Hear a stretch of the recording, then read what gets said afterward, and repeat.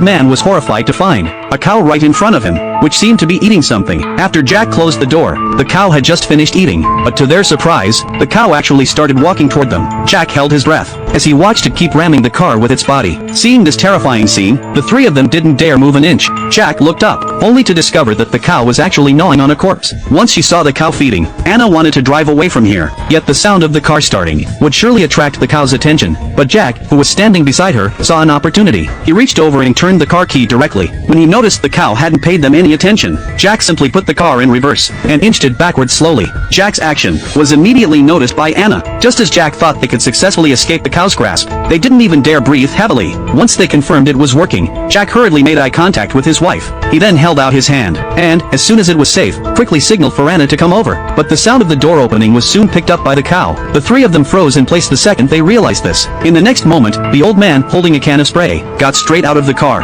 and sprayed it right onto the cow. He'd only been giving it a shot out of desperation, but to his shock, it actually worked. However, once the spray ran out, the old man was instantly set upon and eaten by the cow. At the sight of this, Jack jerked the steering wheel sharply, but no sooner had they driven off than Jack saw countless monsters charging down from the mountain, so he rushed to drive them to the shelter. They got out of the car in a hurry, and Jack immediately called for his elderly father to open the door, but there was no response at all. By this time, though, the security camera was still running. Jack tried to find a rock to break down the door, but it was no use. What they didn't know was that Jack's father was being held hostage, and just then, Judgment Day had arrived. Now they had nowhere to hide. Countless monsters were closing in, and Jack tried to break a window, but couldn't find any way to get inside. Meanwhile, the monsters were approaching them faster and faster. Seeing this, Jack grabbed a crowbar, ready to fight them off, but right at that moment, the iron door behind them swung open. When they heard a voice over the intercom telling them to come in, Jack quickly dropped his weapon. Just as the monsters lunged forward, Jack grabbed the iron door